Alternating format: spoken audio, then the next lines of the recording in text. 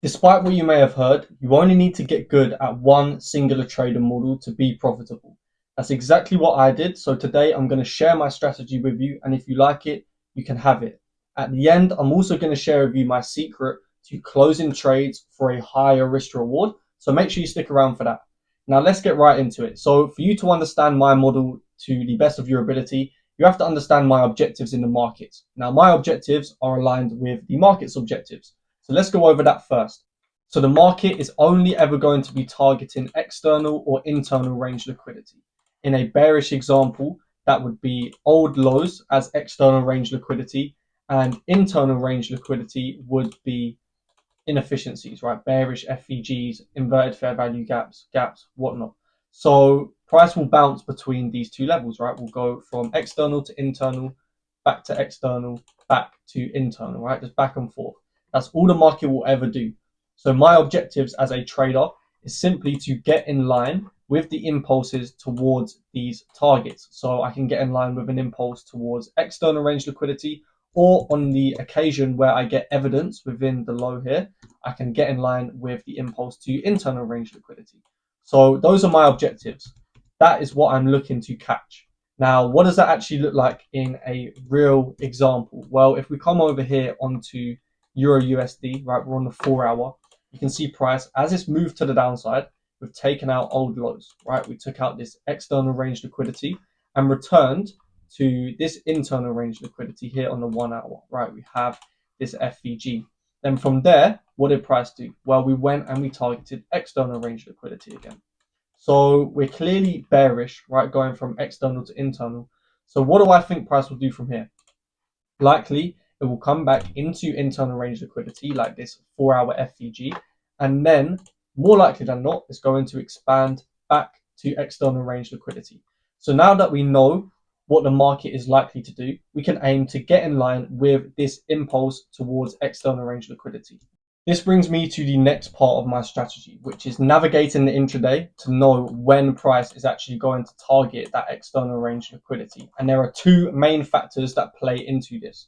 Now, the first factor is liquidity, right? We need a liquidity sponsor, which essentially is where price will engineer liquidity. Maybe we form an old high like this, or maybe we actually go and form equal highs like this.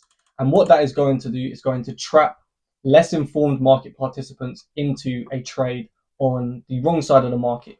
So maybe they'll see equal highs, right? They'll see that as like support, right? And they'll get into, sell positions off there. And essentially we're looking for price to come and actually take out this liquidity before moving towards a target. Now, another example is you'll have breakout traders that when price reaches above there, they'll enter buy positions. And because we're actually expecting price to reverse from here, target this liquidity, again, they will be trapped in a losing position, and this generates liquidity to sponsor the move to the target. So this is essential. You have to have a liquidity sponsor. So essentially, we're waiting for price to take out some kind of old high before moving towards the external range liquidity target.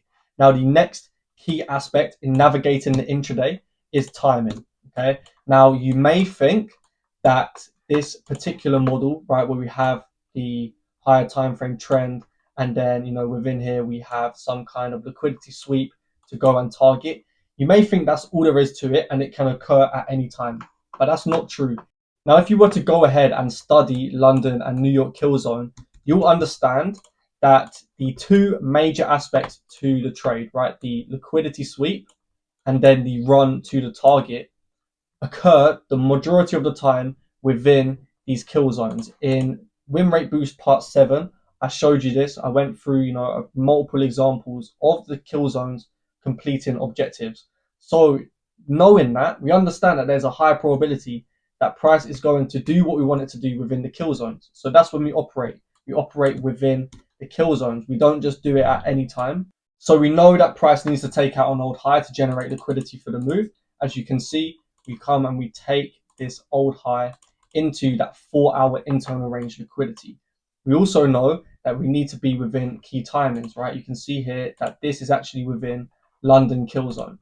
Now, one way that I use the kill zones to increase my consistency and accuracy is something called daily cycles. Now, essentially, these are just frameworks that align price with time. I have 8 of them. absolutely essential to my strategy. And in this example, you'll see that we have a London protraction, which is where Asia doesn't really do a lot, but London then goes and we actually take out Asia kill zone, right? So Asia generates liquidity, we take it out in London, and then we go and expand to the downside. So by using these, I'm able to align the aspect of time very, very accurately, and it's as simple as just following the framework, right? Because it's already set out. So that is essentially what I was expecting in this example. And if we put on Asia kill zone, you'll see Asia didn't do a lot. It consolidated just as I drew here, just consolidated, and then we've taken it out in London kill zone. So we actually have two levels of liquidity to sponsor the move to the downside. So now we know how to navigate the intraday, and we know how I generate, my higher time frame ideas. The last aspect of this is the execution, so the entry and the TP. Remember, I'm going to show you how to close out with a higher risk to reward, so stick around for that. Now, essentially, once we have everything else, liquidity sweep, the timing and whatnot, we're looking for the lower time frame to give a shift from this bullish leg to start building this bearish order flow towards a target. Okay, so if I was to go onto the 5-minute, you'll be able to see that we get a big displacement to the downside and we form a bearish order block. Okay, so this signifies the shift from a buy program where we respected and formed bullish PD arrays now to a sell program where we're forming and respecting bearish arrays like this order block. So that shows the switch. And then with the closure of the next candle, we also have a 5-minute FVG. Right, so when it comes to the entry and the stop loss, very simply, I would enter off the FVG and I would put my stop loss at the high of the leg. Now, this is where it gets very exciting and actually a lot more profitable. So usually you could target these relative equal lows, right? That would be your target. And if we draw this specific trade out, you'll see that it's about a 1 to 1.7. Nothing crazy. Personally, I wouldn't even take profits there. Like, it's not really enough returns for the amount that I'm risking. So the secret that I use to close my trades at a higher risk to reward is I go onto the dollar index and I identify my target on there. So my target for London was this level of buy side liquidity. Now, because the dollar index is dominant when it comes to Euro USD and GBP USD, you can safely hold the EU trade until the dollar index reaches this buy side liquidity targets. And a lot of the time, you're going to see that dollar reaches the target after EU, meaning you can hold the EU trade for longer. And as the dollar index obviously keeps pushing towards its target, so will EU.